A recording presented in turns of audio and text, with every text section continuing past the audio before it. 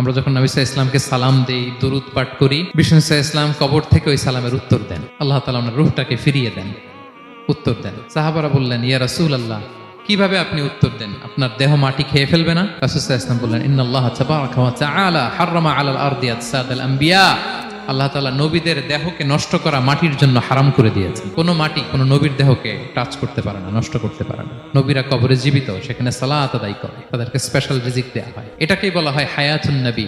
তিনি বারজাকি জগতে জীবিত, উনি উনার কবরে এখনো জীবিত অবস্থায় আছেন, হায়াতুন নবী। তবে আমরা এখন যেরকম জীবিত এরকম নয়, বারজাকি জগতের জীবিত। তিনি ইন্তেকাল করেছেন, মৃত্যুবরণ করেছেন, নিঃসন্দেহে তিনি বারজাকি জগতে চলে গিয়েছেন, কিন্তু সেই জগতে তিনি জীবিত। এবং বিষ্ণু সাল্লাল্লাহু আলাইহি ওয়াসাল্লাম বলেন, আজান শোনার পরে কেউ যদি এই দোয়াটা পড়ে, আল্লাহুম্মা রাব্বা হাযিহি দাওয়াতিত তাম্মা ওয়াস সালাতিল কাইমা আতি মুহাম্মাদানিল ওয়াসিলাতা ওয়াল ফাদিলা ওয়া বা'আথহু মাকামান মাহমুদা আল্লাযী ওয়া'আদতা। এই দোয়াটা যে পড়ে আজান শোনার পরে, বিষ্ণু সাল্লাল্লাহু আলাইহি ওয়াসাল্লাম বলেন, হাল্লাত লাহু শাফাআতি ইয়াউমাল কিয়ামা। কিয়ামতের দিন তার জন্য সুপারিশ করা আমি নবীর জন্য ওয়াজিব হয়ে যায়। যারা পড়েন না পড়বেন। এবার কিয়ামতে বিষ্ণু সাল্লাল্লাহু আলাইহি ওয়াসাল্লামের কি ফিচার থাকবে একটু কিয়ামতেরটা শুনে শেষ করি। বিষ্ণু সাল্লাল্লাহু আলাইহি ওয়াসাল্লাম বলেন, আনা আউয়ালু মান ইয়ানশাক্কু আনহুল কবরু। কিয়ামতের দিন ময়দানে মাহশারে, হাশরের ময়দানে সর্বপ্রথম আমি কবর ফুঁড়ে উপরে উঠে দাঁড়াবো। কে উঠে দাঁড়াবে? বিষ্ণু সাল্লাল্লাহু আলাইহি ওয়াসাল্লাম সর্বপ্রথম কবর ফুঁড়ে উনি উঠে দাঁড়াবেন। এবং হাশরের ময়দানে উনি কোথায় দাঁড়াবেন? ওনার জন্য একটা স্পেশাল জায়গা থাকবে। জায়গাটার নাম হচ্ছে মাকামে মাহমুদ। জায়গাটার নাম কি? মাকামে মাহমুদ। ওইখানে বিষ্ণু সাল্লাল্লাহু আলাইহি ওয়াসাল্লাম মাকামে মাহমুদে দাঁড়াবেন। আল্লাহ তাআলা বলেন, ওয়া মিনাল লাইলি ফাতাহাজ্জাদ বিহি নাফিলাতাল লাক আসা আইয়াবআসাকা রাব্বুকা মাকামান মাহমুদা। ওখানে বিষ্ণু সাল্লাল্লাহু আলাইহি ওয়াসাল্লাম দাঁড়াবেন, মাকামে মাহমুদে তিনি সিজদায় লুটিয়ে থাকবেন। এবং সেদিন তিনি সুপারিশ করবেন, সাহিবুশ শাফাআ, তিনি সুপারিশ করবেন। অন্য কোন নবী সুপারিশের সাহস করে স্পর্ধাও দেখা।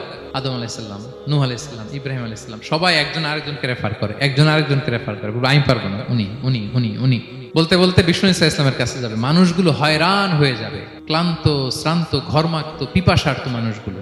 50,000 বছর হবে সেই দিনটা, কিয়ামতের দিন। মানুষগুলো পেরেশান, যেই নবীর কাছে যায় বলে পারবো না, উনি উনি।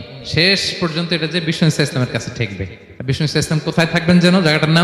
জায়গাটার নাম মাকামে মাহমুদে সেজদা অবস্থায় থাকবেন, সেজদা অবস্থায় থাকবেন। সব নবীরা বলবে নাফসি নাফসি, আল্লাহ তুমি আমারে বাঁচাও, আল্লাহ আমারে বাঁচাও, আল্লাহ আমারে বাঁচাও।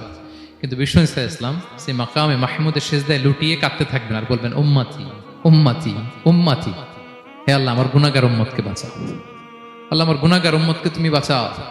কাঁদতে থাকবেন বিষ্ণু সাল্লাল্লাহু আলাইহি ওয়াসাল্লাম ওই জায়গায়।